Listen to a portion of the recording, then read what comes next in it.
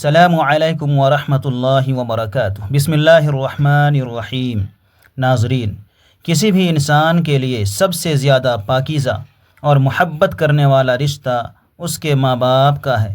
اس کے بعد انسان کے سگے بھائی بہن اور پھر دوسرے رشتہ دار آتے ہیں۔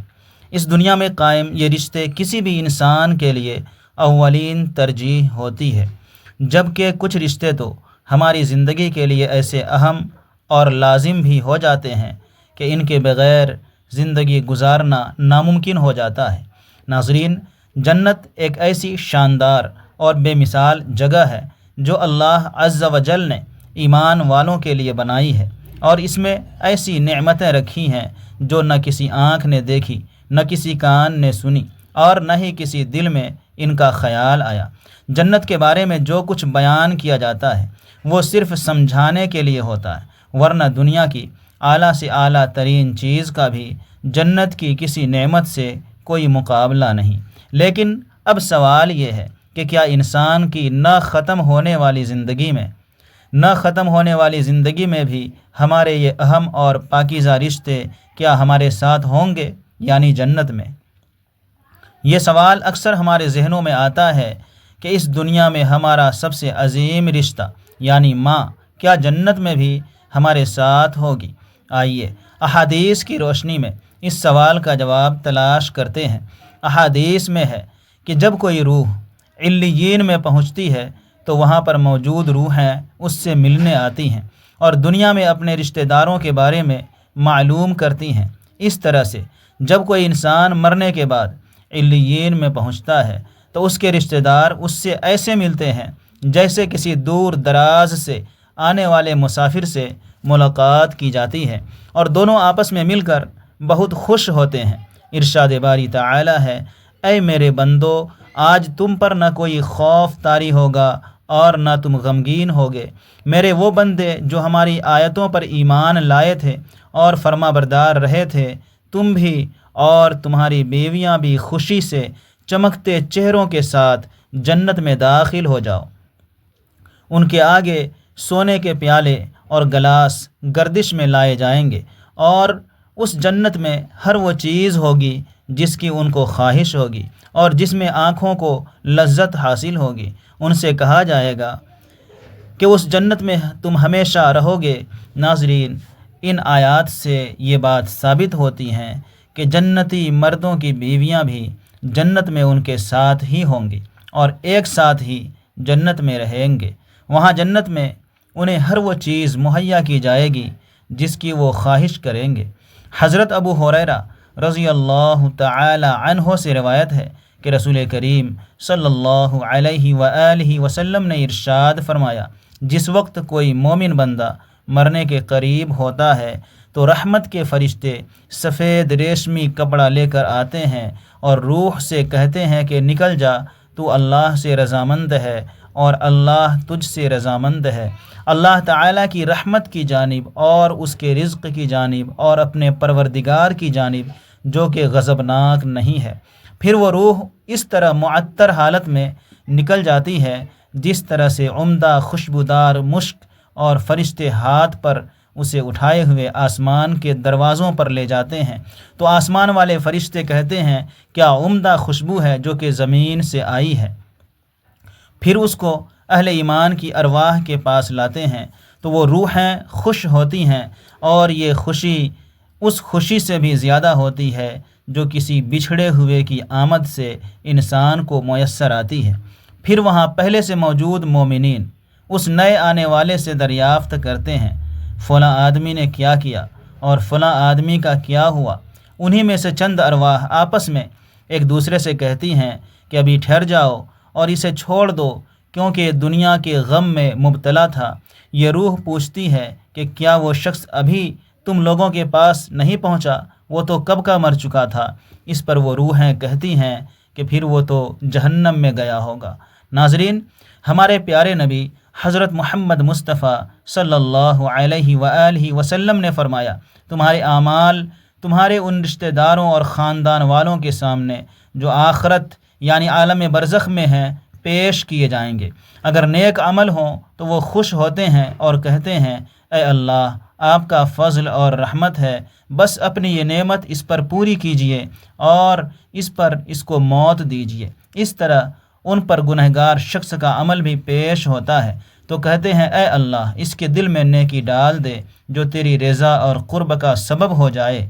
مختلف روایات سے معلوم ہوتا ہے کہ جنت میں مختلف رشتہ دار ایک دوسرے کو پہچانتے ہوں گے اور ایک دوسرے سے ملتے جلتے رہیں گے، اور ان میں سے بعض کو ایک ساتھ رکھا جائے گا۔ سورہ طور کی آیت نمبر 21 میں اللہ سبحانہ و تعالی کا فرمان ہے، اور جو لوگ ایمان لائے اور ان کی اولاد نے بھی ایمان میں ان کی پیروی کی تو ان کی اولاد کو ہم انہی کے ساتھ شامل کر دیں گے اور ان کے عمل میں سے کسی چیز کی کمی نہیں کریں گے۔ حضرت ابن عباس رضی اللہ تعالی عنہ سے مروی ہے، بے شک اللہ تعالی مومن کی آنکھ کو ٹھنڈا کرنے کے لیے اس کی اولاد کو ان کے اصل مقام بلند کر کے اس کے پاس اس کے درجے میں پہنچا دیں گے، اگرچہ یہ اولاد اپنے اعمال کے اعتبار سے اس درجے تک نہ پہنچتی ہو۔ پھر آپ صلی اللہ علیہ وآلہ وسلم نے یہ آیت تلاوت فرمائی، اور جو لوگ ایمان لائے ہیں اور ان کی اولاد نے بھی ایمان میں ان کی پیروی کی۔ اس سے معلوم ہوتا ہے کہ انسانوں کی اولاد کو اس کی خواہش کے مطابق ان کے ساتھ ہی رکھا جائے گا۔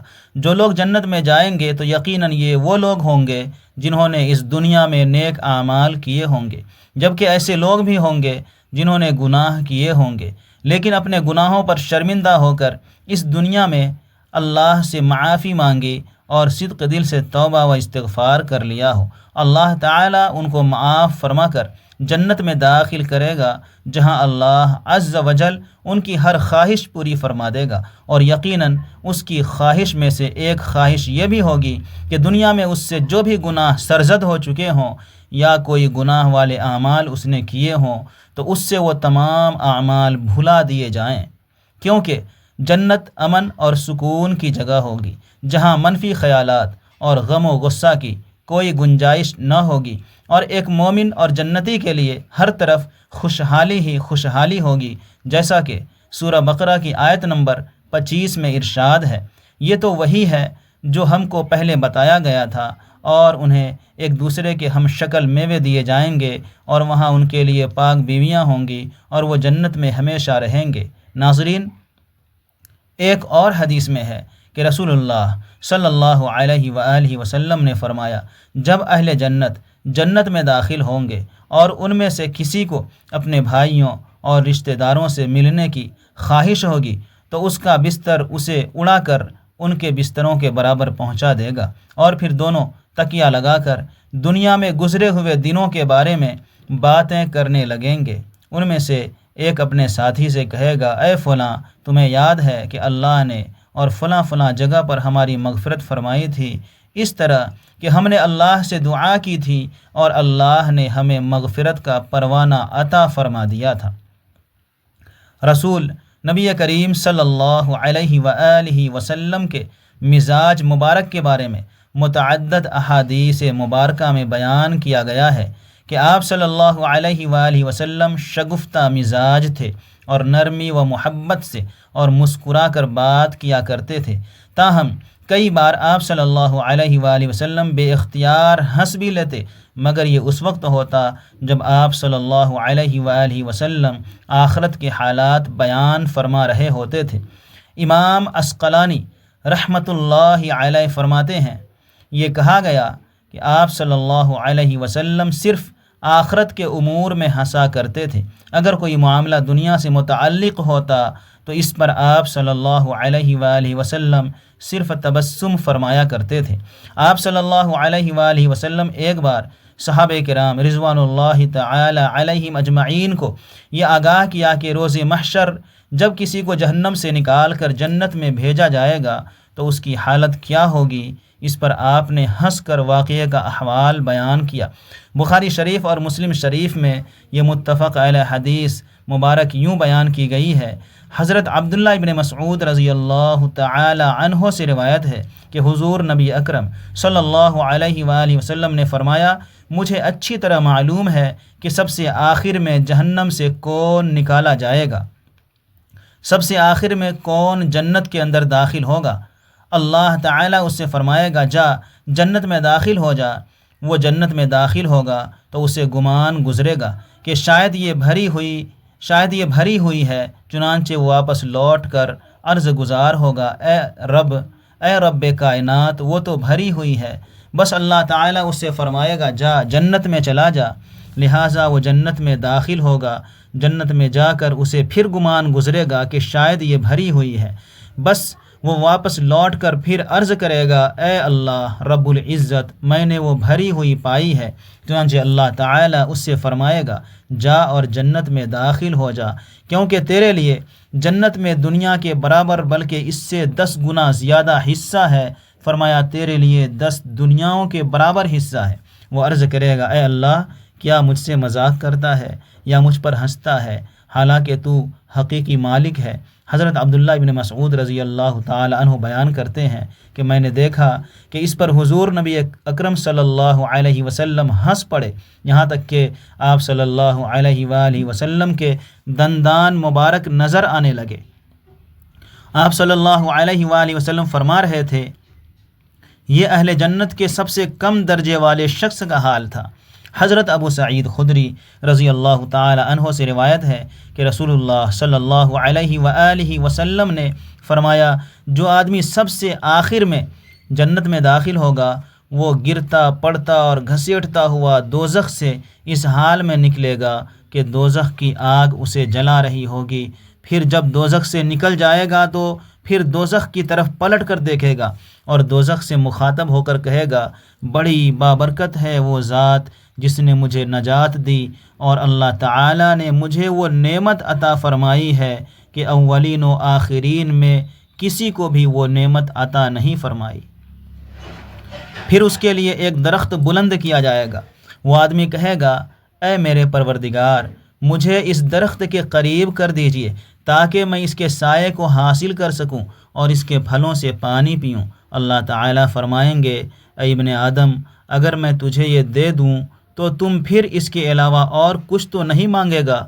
وہ نہ مانگنے کا معاہدہ کرے گا اور اللہ تعالیٰ اس کا عذر قبول فرمائیں گے، کیونکہ وہ جنت کی ایسی ایسی نعمتیں دیکھ چکا ہوگا جس پر اسے صبر نہ ہوگا۔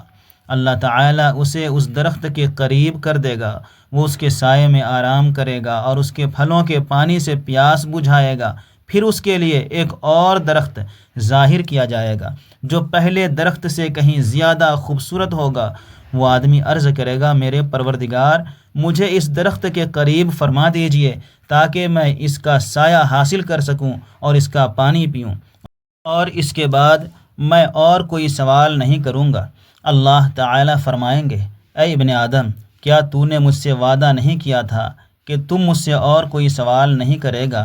اور اب اگر تجھے اس درخت کے قریب پہنچا دیا تو پھر اور سوال کرے گا۔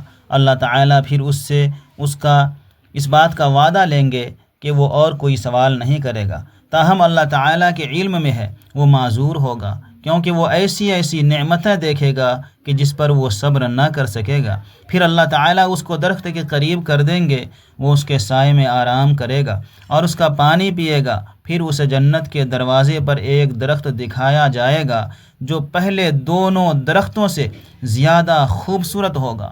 وہ آدمی کہے گا، اے میرے رب، مجھے اس درخت کے قریب فرما دیجئے تاکہ میں اس کے سائے میں آرام کروں اور پھر اس کا پانی پیوں، اور اس کے علاوہ کوئی اور سوال نہیں کروں گا۔ پھر اللہ تعالیٰ اس آدمی سے فرمائیں گے، اے ابن آدم، کیا تو نے مجھ سے یہ وعدہ نہیں کیا تھا کہ تو اس کے بعد اور کوئی سوال نہیں کرے گا؟ اور وہ بولے گا، ہاں اے میرے پروردگار، اب میں اس کے بعد اس کے علاوہ اور کوئی سوال نہیں کروں گا۔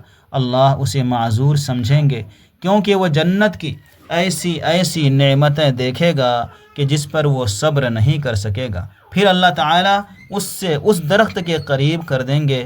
جب وہ اس درخت کے قریب پہنچے گا تو جنت والوں کی آوازیں سنے گا، تو پھر عرض کرے گا، اے میرے رب، مجھے اس میں داخل کر دے۔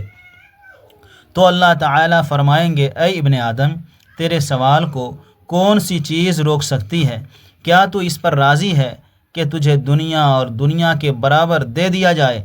وہ کہے گا، اے رب، اے رب العالمین تو مجھ سے مذاق کرتا ہے۔ یہ حدیث بیان کر کے حضرت عبداللہ رضی اللہ تعالی عنہ ہنس پڑے اور لوگوں سے فرمایا کہ تم مجھ سے کیوں نہیں پوچھتے کہ میں کیوں ہنسا؟ لوگوں نے کہا کہ آپ کس وجہ سے ہنسے؟ انہوں نے فرمایا کہ رسول اللہ صلی اللہ علیہ وآلہ وسلم اسی طرح ہنسے تھے۔ فرمایا اللہ رب العالمین کے ہنسنے کی وجہ جب وہ آدمی کہے گا کہ آپ رب العالمین ہونے کے باوجود مجھ سے مذاق فرما رہے ہیں، تو اللہ تعالیٰ فرمائیں گے میں تجھ سے مذاق نہیں کرتا مگر جو چاہوں کرنے پر قادر ہوں۔ اللہ عز و جل سے دعا ہے کہ ہمیں بھی اس دنیا کی آزمائش میں کامیاب و کامران فرما کر جنت میں داخل فرمائے اور ہمارا خاتمہ بالخیر فرمائے، آمین۔ ناظرین، مزید ویڈیو دیکھنے کے لیے میرے چینل کو ضرور سبسکرائب کر لیں۔ شکریہ، اللہ حافظ۔